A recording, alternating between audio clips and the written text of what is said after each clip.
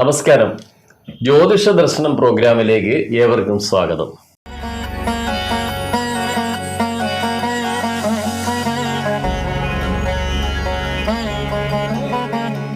Sir, നമ്മുടെ ഈ പ്രോഗ്രാമിലേക്ക് ഒരു പ്രേക്ഷക ഒരു കത്തെഴുതിയിരിക്കുകയാണ്. തിരുവനന്തപുരത്തു നിന്നാണ്. പേര് കാവ്യ. താങ്കളുടെ പ്രോഗ്രാമുകളെല്ലാം സ്ഥിരമായി കാണാറുണ്ട്. നല്ല അനുഭവങ്ങൾ പലരും പങ്കുവച്ചു കാണുന്നു. എനിക്കും നേരിട്ട് ഞാൻ ബോധ്യപ്പെട്ടിട്ടുണ്ട്. എൻ്റെ വിവാഹകാര്യം അറിയാൻ വേണ്ടിയാണ് ഞാൻ ഈ കത്ത് എഴുതുന്നത്. വിവാഹത്തിൻ്റെ സമയം, വരൻ്റെ ജോലി, സ്വഭാവം ഇവയെക്കുറിച്ച് മുന്നേ ഒന്ന് അറിയാൻ താല്പര്യമുണ്ട്. വിവാഹപ്രായം ആയ ഒരാളാണ്. നല്ലൊരു കാഴ്ചപ്പാട് അറിയുവാൻ വേണ്ടിയിട്ട് ഉള്ള പ്രേക്ഷകരുടെ ചോദ്യമാണ് ഇവിടെ ചോദിച്ചിരിക്കുന്നത്. അവർ ചോദിക്കുന്നത് തെറ്റില്ല. കാരണം മൂലം നക്ഷത്രമാണ്, പെൺമൂലമാണ്. അവർക്ക് പെൺമൂലം പെരുവഴിയിൽ അല്ലെങ്കിൽ പാതി വഴിയിൽ എന്നൊരു പഴഞ്ചൊല്ലും. അതൊക്കെ കേട്ട് കേട്ട് വളർന്നുകൊണ്ടായിരിക്കാം ഇത്തരം കാര്യങ്ങൾ നേരത്തെ ഒന്ന് അറിഞ്ഞാൽ നന്നായിരിക്കുമല്ലോ. പഴമൊഴിയിലും പാരമ്പര്യത്തിലും അർത്ഥമില്ലെന്ന് പറയുന്നില്ല. എങ്കിലും ഗ്രഹനിലകളുടെ ആ നിൽപ്പനുസരിച്ചുള്ള ഫലങ്ങളെന്നേ നമുക്ക് പറയാൻ പറ്റുള്ളൂ. പിന്നെ പൊതുവെ ചിത്തിര നക്ഷത്രം, ചിത്തിര അപ്പനത്ര മാന്തു, അപ്പനെ മാന്തു അക്കുലമിടിയും, പെൺമൂലം പെരുവഴിയിൽ പാതി വഴിയിൽ, അശ്വതി അപ്പനെ കൊല്ലി, ഭരണി ഭർത്താവിനെ കൊല്ലി, കാർത്തിക ഭാര്യയെ കൊല്ലി, രോഹിണി അമ്മാവനെ കൊല്ലി, മകയിരം മക്കളെ കൊല്ലി എന്നൊക്കെ ഇങ്ങനെ പൊതുവേ ഒരു ആളുകളെ കുറിച്ചുള്ള പൊതുവെ എല്ലാ നാളുകളിലെ ഗുണദോഷങ്ങൾ പൊതുവെ ഒരു പഴഞ്ചൊല്ല്. അതെ. കർക്കിടകത്തിൽ 10 ഉണക്ക്, കർക്കിടകത്തിൽ 10 മഴ, കർക്കിടകത്തിൽ 10 മഞ്ഞ് എന്ന് പറയുന്ന പോലെ. എന്നാൽ കുറച്ച് സത്യമുണ്ട്. ധനുലഗ്നമാണ്. ധനുലഗ്നത്തിൻ്റെ 7ാം ഭാവാധിപൻ ബുധൻ എന്ന ഗ്രഹമാണ്. അത് വിവാഹകാരകൻ ശുക്രനും 7ാം ഭാവാധിപൻ ബുധനും പ്രാണപിതൃകാരകൻ സൂര്യനും കൂടെ ഒരുമിച്ച് ജനിച്ച ധനുലഗ്നത്തിൽ നിൽക്കുന്നു. അത് വളരെ വിശേഷമാണ്. മൂലം നക്ഷത്രവുമാണ്. 2025 മുതൽ ഈ മൂലം പൂരാടോത്രാടം ധനുരാശിപ്പെട്ടവർക്ക് 2025 മെയ് മുതൽ 26 മെയ്ക്കുള്ളിലായി വ്യാഴഗ്രഹം ചാരവശാൽ 7ാം സ്ഥാനത്തേക്ക് പ്രവേശിക്കുമ്പോൾ ബഹുഭൂരിപക്ഷം അവിവാഹിതർക്കും വിവാഹാദിയോഗങ്ങളാണ്. വിവാഹം കഴിഞ്ഞവർക്ക് സംതൃപ്തമായ ദാമ്പത്യമാണ്. വസ്തുവില്ലാത്തവർക്ക് വസ്തുവും, വീടില്ലാത്തവർക്ക് വീട് പണിയും, വീടുള്ളവർക്ക് 2ാം നിലയോ എക്സ്റ്റൻഷനോ ഗ്രഹം മോടി പിടിപ്പിക്കാനോ ഉള്ള യോഗവും, വിദേശത്തേക്കെല്ലാം പരിശ്രമിച്ച് ഫെയിലായി നിൽക്കുന്നവർക്ക് വെളിയിലേക്ക് പോകാനുള്ള ഏതെങ്കിലും പേപ്പേഴ്സൊക്കെ റെഡിയാവേണ്ട കാലം. പൊതുവെ ബന്ധുജന, സ്വന്തജന, മിത്രജന സന്തോഷവും സൗഹാർദ്ദവും ഊട്ടിയുറപ്പിക്കുന്ന കാലം. പൊതുവേ ധനു ലഗ്നം 7ാം ഭാവാധിപനും വിവാഹകാരകനും പ്രാണപ്രതകാരകനും എല്ലാം ലഗ്നത്തിൽ നിൽക്കുന്നതുകൊണ്ട് ബാങ്കും ആയിട്ട് ബന്ധപ്പെട്ടതോ, അതായത് ബാങ്ക് ജോലിയോ, ട്രഷറി ജോലിയോ, ഇൻഷുറൻസോ, പണ ഇടപാട് സ്ഥാപനങ്ങളായിട്ടുള്ള പ്രൈവറ്റോ, സ്വർണ്ണപ്പണ്ട പണയത്തിന്മേൽ പണം കടം കൊടുക്കപ്പെടുന്ന രീതിയോ, ഇതുമായി ബന്ധപ്പെട്ട വലിയ ഡിപ്പാർട്ട്മെൻറ്റുകളോ ആയിട്ട് പണ ഇടപാട് സ്ഥാപനവുമായി ബന്ധപ്പെട്ട സാമാന്യേന തൃപ്തികരമായ കാര്യക്ഷമതയും കാലോചിത സൗന്ദര്യവും കാലോചിതപരമായ പെരുമാറ്റവും സ്വഭാവവും ഒക്കെ ഉള്ള ഒരു യുവാവിനെ, ബാങ്ക് സംബന്ധമായ പണ ഇടപാട് സ്ഥാപനത്തിൽ ജോലിയുള്ള ഒരു യുവാവിനെ വിവാഹം കഴിക്കുവാൻ ഇടയുണ്ട്. അത് 2025 മെയ് മുതൽ 26 മെയ്ക്കുള്ളിലായി യോഗ നിലകളുണ്ട്. ഈ സമയത്ത് പാർപ്പിട സൗകര്യം, വസ്തു, മറ്റേ ഡെപ്പോസിറ്റ്, ഭാവിയിലേക്ക് വേണ്ട കരുതൽ, സാമ്പത്തികം മുതലായ കാര്യങ്ങളെല്ലാം ചെയ്യാം. സൂര്യൻ കൂടെ നിൽക്കുന്നത് കൊണ്ട് ഇടവിട്ട് അഭിപ്രായ വ്യത്യാസങ്ങളോ ഭിന്നതകളോ, കാരണം 7ാം രാശിയിലേക്ക് ദൃഷ്ടി എല്ലാ ഗ്രഹത്തിനും ഉണ്ട്. ധനുലഗ്നത്തിൻ്റെ 7ാം ഭാവത്തിലേക്ക് ഭാവാധിപൻ ബുധനായതുകൊണ്ട് ആ സ്ഥാനത്തേക്ക് ലഗ്നത്തിൽ നിൽക്കുന്ന പ്രാണപ്രകാരകനും അങ്ങോട്ട് ദൃഷ്ടിയുണ്ട്. ഒരല്പം കർക്കശ സ്വഭാവം ഈ വരനുണ്ടായേക്കാം. കർക്കശം കൊണ്ട് ഭാവിയിൽ അഭിപ്രായ ഭിന്നതകളോ ഞാനോ വലുതോ നീയോ വലുതോ എന്നൊക്കെ ഉള്ള ഒരു തോന്യം കാവ്യക്കുണ്ടാകാം. ചിലപ്പോൾ കാവ്യയ്ക്കും വിവാഹശേഷം ജോലി കിട്ടാം. ഇങ്ങനെയൊക്കെ വന്നു കഴിയുമ്പോഴത്തേനും കീഴ്പ്പെട്ട് നിൽക്കുക അല്ലെങ്കിൽ അനുസരിച്ച് നിൽക്കുക എന്നുള്ളതിന് തൊഴിലും അധികാരവും പദവിയും ഒക്കെ ചിലപ്പം അനുസരണക്കേട് അല്ല ധിക്കാരം കാണിച്ചെന്ന് വരും. എനിക്ക് ഇന്ന സൗകര്യങ്ങളുണ്ട്, പിന്നെ ഞാൻ എന്തിനാ തൊഴുതു പിടിച്ച് നിൽക്കുന്നത്, സൗഹാർദ്ദമായി നിൽക്കുന്നത് എന്നുള്ളൊരു തോന്നലുകൾ ഉണ്ടാകാം. എന്നാൽ രണ്ടുപേർക്കും ജോലിയുള്ളതും കാര്യങ്ങളും ഒക്കെ നല്ലത് തന്നെയാണ്. രണ്ടുപേർക്കും ഒരു വലിയ അതിന് പറ്റിയ പാകതയിലുള്ള മാനസിക അവസ്ഥയും ഇത് മുന്നോട്ട് കൊണ്ടുപോകാൻ ഒരു വള്ളത്തിൽ വ്യത്യസ്ത അഭിപ്രായങ്ങളും വ്യത്യസ്ത അഭിരുചിയോടും കൂടിയുള്ളവർ തുഴഞ്ഞ് ആ വള്ളം ലക്ഷ്യസ്ഥാനത്തെത്തിക്കുവാൻ ഉള്ള ഒരു പ്രാപ്തിയും കൂടെ വേണം. പലപ്പോഴും ആ പ്രാപ്തി ഇല്ലാതെ വരും. അതുകൊണ്ട് ഒരു 10-12 വർഷം തികയുന്ന മുറയ്ക്ക് ഈ വക ഈഗോ കടന്നുകൂടാനുള്ള സാധ്യതകൾ തള്ളിക്കളയാൻ പറ്റുകയില്ല. അത് അങ്ങനെ വരാതിരിക്കാൻ ഭാഗ്യസൂക്തം ചെയ്യുന്ന നല്ലതായിരിക്കും. അതായത് രണ്ടുപേരുടെയും പേരും നക്ഷത്രവും ചേർത്ത് ഉള്ള ഐശ്വര്യം നിലനിന്ന് വരുവാൻ, ഉള്ള ഐശ്വര്യം മുന്നോട്ട് കൊണ്ടുപോകുവാൻ, ഉള്ള ഐശ്വര്യത്തെ പരിപോഷിപ്പിക്കുവാൻ, അത് തലമുറകളായി നിലനിൽക്കുവാൻ സുഹൃതഹവനം, ഭാഗ്യസുക്തഹവനം മുതലായത് നല്ലതാണ്. എപ്പോഴാണ് ഈ ഈഗോ വരുന്നത്? ചിലപ്പോൾ ഒരു ട്രാൻസ്ഫറൊക്കെ ആയി ചിലപ്പം കേരളത്തിന് വെളിയിലോട്ട് പോകാം, അല്ലെങ്കിൽ ഒരാളങ്ങ് കണ്ണൂരും ഒരാൾ കന്യാകുമാരിയിലും ആകാം. അപ്പോൾ പലപ്പോഴും എന്നും കണ്ടും മുട്ടിയും കേട്ടു വരുന്നെങ്കിലേ സൗഹാർദ്ദങ്ങൾ ഊട്ടി ഉറപ്പിക്കുവാൻ പറ്റുള്ളൂ. അകലും തോറും മനസ്സും ശരീരവും എല്ലാം അകന്നുകൊണ്ടിരിക്കുമെന്നാണ്. എന്നാൽ എന്നും കണ്ടുകൊണ്ടിരുന്നാൽ അതിനൊരു സൗഹാർദ്ദം വേറെയുണ്ട്. അകൽച്ചയില്ല. അതുകൊണ്ട് ഭാഗ്യസൂക്തം ചെയ്യുന്ന നല്ലതാണ്. ബാക്കി എല്ലാ യോഗങ്ങളും ഉണ്ട്.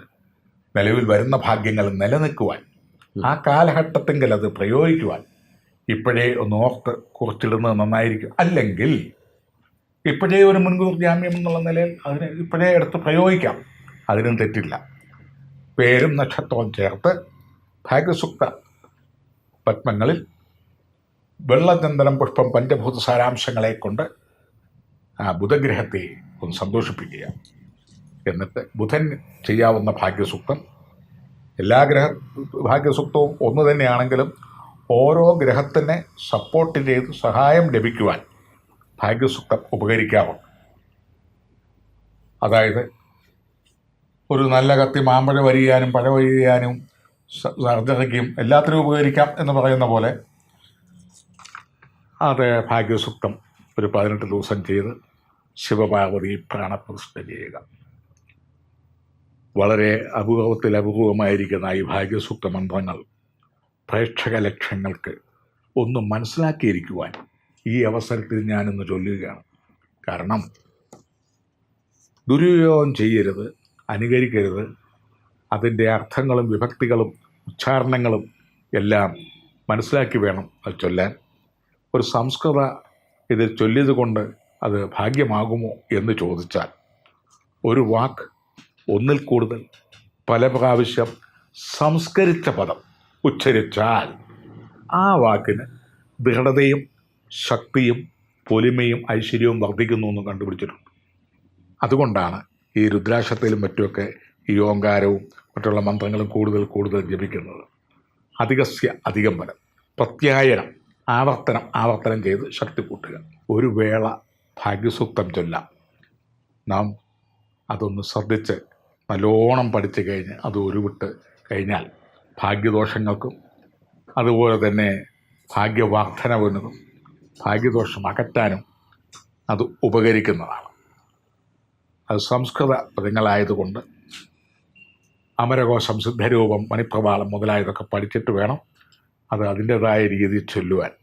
അതിൻ്റെ കുറച്ച് റിക്കുകൾ മാത്രം പ്രേക്ഷകരുടെ നിരന്തരമായ ആവശ്യങ്ങൾ കൊണ്ട് ഒന്ന് ചൊല്ലുകയാണ്. ഓം പ്രാതരക്തിം പ്രാതരേന്ദ്രം ഹവാമഹേ പ്രാതന്മിത്വാവരുണ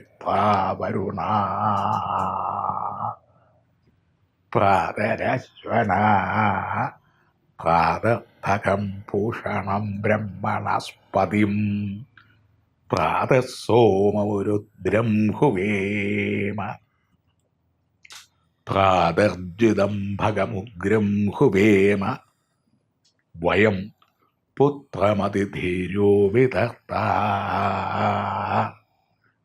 ആത്രച്ഛിദ്രം മന്യമാനസ്തുരച്ഛിദ്രാജ ഛിദ്യം ഭഗം ഭക്ഷിത്യാഹ ഓം ഭഗ പ്രണേതർ ഭഗ സത്യരാതോ ഭഗേമാധ്യ ഉദവാദന്ന ഭഗ പ്രണോജനയ ഗോപിരശ്വേ ഭഗ പുനർഭം നിർവന്ദസ്യാമ ഓം ഊദേതാനിം ഭഗവന്തസ്യാമോദ പ്രവിത്വ ഉദമധ്യേഹന്നാം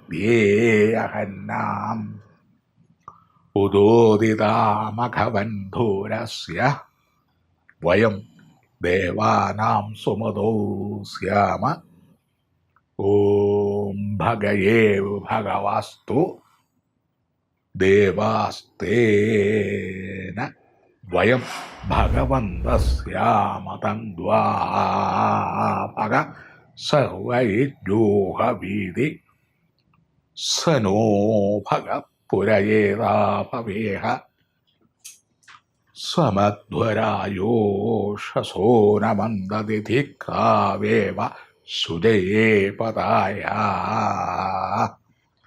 അർവാചീനം വസുപിതം ഭഗന്മോരഥമിവാശ്വാ വാജിന ആവഹന്തു ഓം അശ്വാപദീർഗോമതീർമ ഉഷാസോ വീരവതീ സദമുച്ഛന്തു ഭദ്രാ കൃതം ദുഹാനാ വിശ്വത പ്രവീത യൂയം പാദസ്വസ്തിഭിः സതാന ഓം വ്യോമാമക്തേ ഭാഗിനം സന്തമഥാഭാഗം ചികീർഷതി അഭാഗമക്തേ തങ്കൃതിമാമക്തേ ഭാഗിനം കുരു. ഇത് ഭാഗ്യസൂക്തത്തിൻ്റെയും മഹാഭാഗ്യസൂക്തത്തിൻ്റെയും ഓരോ ഇറക്കുകൾ മാത്രമാണ്.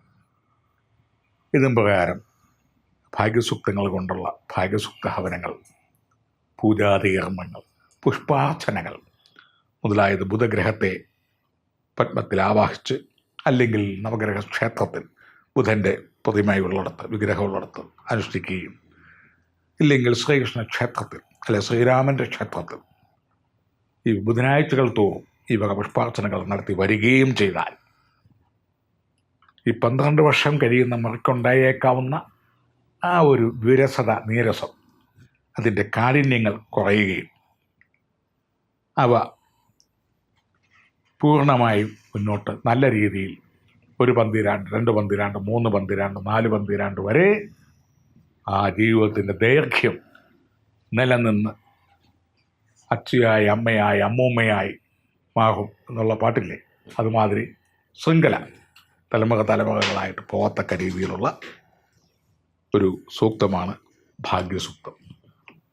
ഋഷീശ്വരന്മാരാൽ മാനവരാശിക്ക് ഭാഗ്യത്തിനായിട്ട് ഉപദേശിച്ചു കൊടുത്ത ഈ ഭാഗ്യസൂക്ത മന്ത്രം ഇന്ന് നമ്മുടെ ചാനൽ വഴി ജനകീയമായി ആർക്കും ഇത് ചൊല്ലാനുള്ളൊരവസരം അല്ല കേൾക്കാനുള്ളൊരവസരം കിട്ടി. അപ്പോൾ ഇപ്രകാരം ഭാഗ്യസൂക്ത കർമ്മങ്ങളൊക്കെ ചെയ്ത് ഈ വരുന്ന 2025 മെയ് മുതൽ 26 മെയ്ക്കുള്ളിലായിട്ട് വരാനിരിക്കുന്ന വിവാഹബന്ധം, ഔദ്യോഗികം, വസ്തുഗ്രഹവാഹനം, വേഷഭൂഷണാദികൾ, സ്വന്തം ബന്ധമിത്രാദികൾ ഇവരെ കൊണ്ടുള്ള സൗഖ്യം നിലനിന്ന് പോകുവാൻ ഇപ്രകാരമൊക്കെ ചെയ്ത് വരുന്ന വർഷമെങ്കിലും വിവാഹമൊക്കെ കഴിഞ്ഞു സമംഗളം എല്ലാം ഭംഗിയായി എന്ന് കണ്ടാൽ ജ്യോതിഷ ദർശനത്തിലേക്ക് വീണ്ടും കത്തുകൾ എഴുതുക. അതുവരെ നന്ദി, നമസ്കാരം. നന്ദി, നമസ്കാരം.